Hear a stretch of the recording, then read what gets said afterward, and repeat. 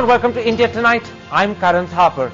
With the situation in Srinagar worsening and many fearing that it could be slipping out of control, we ask, what does the government need to do to calm the angry protesters and restore normalcy? That's the central issue tonight.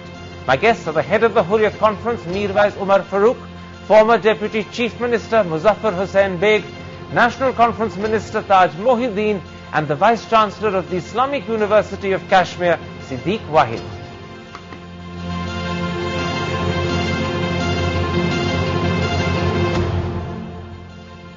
Mirwaiz Farooq, let me start with that simple but critical question. What does the government need to do to restore calm and normalcy?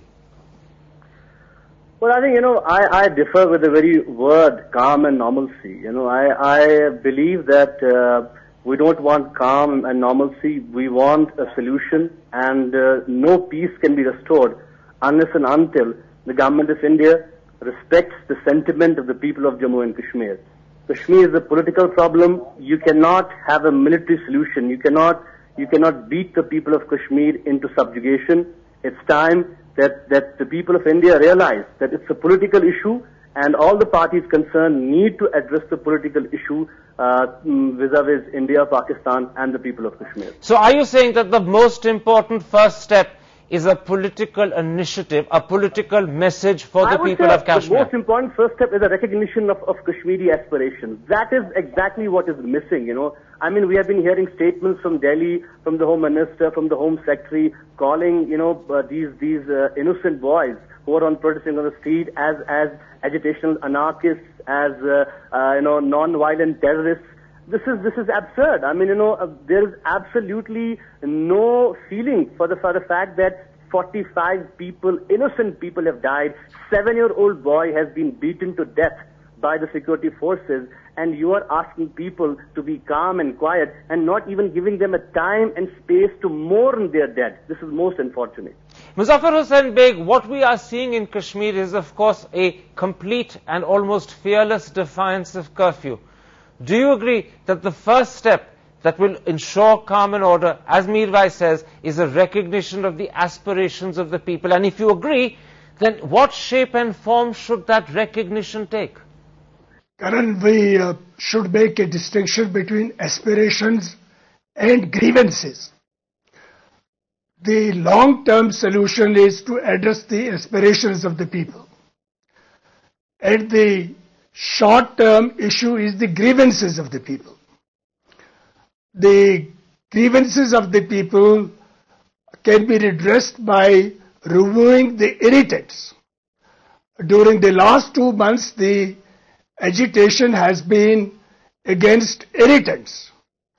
And the greatest irritants, the greatest irritant of the people is today Umar Abdullah. And being the largest opposition party, we can't really spell it out as to how to deal with Umar Abdullah, because we can be accused of hobnobbing with the separatists to get rid of Umar Abdullah so that we can occupy his chair. So we are handicapped. But the Indian government and the Congress party must address that today they have to choose between the people of Kashmir and Umar Abdullah. Let me bring you in, Siddique Wahid, your Vice Chancellor of the Islamic University of Kashmir. Do you agree with that point made somewhat obliquely but nonetheless clearly by Muzaffar Beg, that the greatest irritant today is Umar Abdullah? In other words, he's saying Umar Abdullah is the obstacle, he must be removed. Would you accept that? Right. No, I would not accept it, actually. I think that the greatest irritant is the fact that Delhi has not seriously, comprehensively, and in a sustained manner addressed the political problem of Jammu and Kashmir.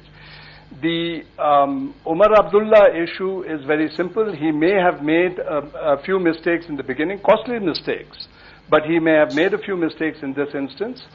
And I think that what we need to do is rectify that. But you then seem to agree... So it's not a question of removal. You then seem to agree with the point made by Mirwaiz Farooq, that the aspirations of the Kashmiri people need to be addressed. Delhi needs to send a political message, take a political initiative. Is that what you're saying? Correct.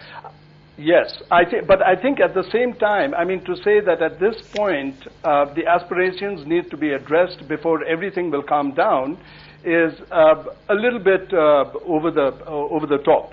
I think that what needs to happen at this time is Delhi needs to do something which it is not acknowledging. Which is what? And that is that it is in denial, that it either it is in denial or even the fact that it doesn't get it. It doesn't get the fact that it doesn't pay to talk about, letting the law and order situation calm down, and then we will talk. The point is that it is because we haven't talked that the law and order situation has arisen.